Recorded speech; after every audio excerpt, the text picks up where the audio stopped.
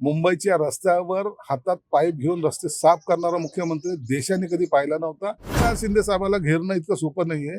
हे अनेक सगळ्या साखळदंड तोडून आम्ही बाहेर निघणारे लोक आहोत. म्हणून असं कोणी घेरणं आणि त्याला आम्ही काही अटक आम्हाला होईल असं समजायचं काहीच कारण नाही. समितीच्या अहवालातून पुढे आलेले आता जे दोषी आहेत त्यांच्यावरती कारवाई निश्चित झाली पाहिजे. सोमनाथ सूर्यवंशीचा जो मारहाणीमध्ये मृत्यू झाला असा जर अहवाल आला असेल, त्याला जो कोणी कारणीभूत असेल त्यांच्यावर कारवाई झालीच पाहिजे.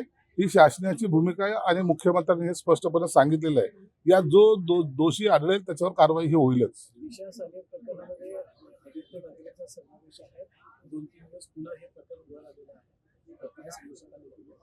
दिशा सालियन प्रकरण हे अत्यंत गांभीर्याने घ्यायचं प्रकरण आहे. याला राजकारण म्हणून पाहू नका.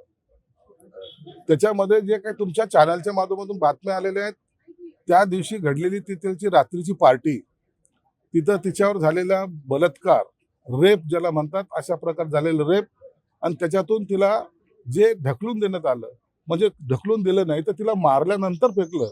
तिच्या कुठेही डोक्यावर जखम नाहीये, तिच्या कुठे शरीरावर जखम नाहीये.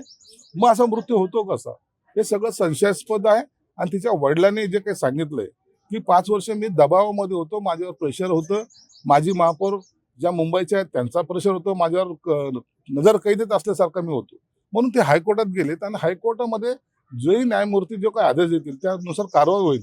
परंतु निश्चितच एक महिलेवर अशा प्रकारचा राजकीय ताकद वापरून जर अत्याचार होत असेल तर त्यांना सगळ्यांना फासावर लटकवलं पाहिजे. मुंबईच्या रस्त्यांवरनं एकनाथ शिंदेना भाजपच्या आमदारांनीच घेरलेलं आहे, खड्ड्यात पैसे गेलेले, तशा प्रकारची भावना व्यक्त केलेली आहे. काय सांगाल? त्यांना आणखी त्याची कल्पना नसेल. मुंबईच्या रस्त्यावर हातात पाईप घेऊन रस्ते साफ करणारा मुख्यमंत्री देशाने कधी पाहिला नव्हता. ते एकनाथ शिंदे साहेबांनी केलेलं आहे. रस्ते साफसफाई करणं निश्चित चुकीचा आरोप आहे. काही ज्या गोष्टी मनाने करायच्यात ना, त्या सगळ्या शिंदे साहेबांनी केलेल्या आहेत. म्हणून 24/7 काम करणारा मुख्यमंत्री म्हणून त्यांचा गौरव आहे महाराष्ट्रामध्ये झालेला आहे. का घेरण्याचा प्रयत्न केला जातो असं वाटतं? नाही घेरण्यामध्ये असं अधिवेशन सुरू झाल्यापासून अनेक मुद्दे काढण्यात आले. हो, असं एकनाथ शिंदे साहेबाला घेरणं इतकं सोपं नाहीये. हे अनेक सगळ्या साखळदंड तोडून आम्ही बाहेर निघणारे लोक आहोत.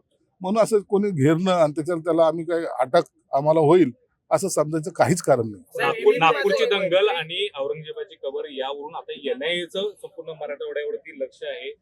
प्रामुख्याने ही दंगल कुठे पेटवली असं वाटतं तुम्हाला, आणि एनआयए आता त्यामध्ये एंटर करते? ते बघा, अतिरेकासाठी काही जे काही केंद्र आहेत भारतातली, त्यामध्ये प्रामुख्याने अडवाणीच्या काळामध्ये सुद्धा, ते उपपंतप्रधान असतानाच्या काळामध्ये सुद्धा संभाजीनगर हे नेहमीच अतिरेकाचा अड्डा मानलं जातात. आणि म्हणून जे काही हालचाली होत आहेत आताही यावेळेला मोठ्या प्रमाणात दंगली घडवण्याचा त्यांचा मानस आहे. त्याचा एक भाग लोकांचं लक्ष केंद्रित करण्यासाठी झालेली ती नागपूरची दंगल आहे. परंतु त्याचा परिणाम आता या पूर्ण मुंबईमध्ये किंवा इतर महाराष्ट्राच्या ठिकाणी होण्याची शक्यता नाकारता येत नाही. म्हणून शासन सुद्धा तेवढं सतर्क आहे आणि शासनाने यांना सगळ्यांना ठेचण्याची भूमिका घेतली. संभाजीनगरमध्ये आता कोण आहेत असे की दंगल भडकवू शकतात? अनेक दर महिन्याला आमच्याकडे पकडले जातात. आमच्याकडे बांगलादेशी पकडले जातात. आमच्याकडे असे अतिरेक कारवाई करणारे लोक पकडले जातात. आमच्याकडे सगळी लिस्ट आहे तशी. म्हणून हे सेन्सिटिव्ह शहर ज्याला म्हणतात ना, त्याच्यामध्ये संभाजीनगर हे प्रामुख्याने घेतलं जातं.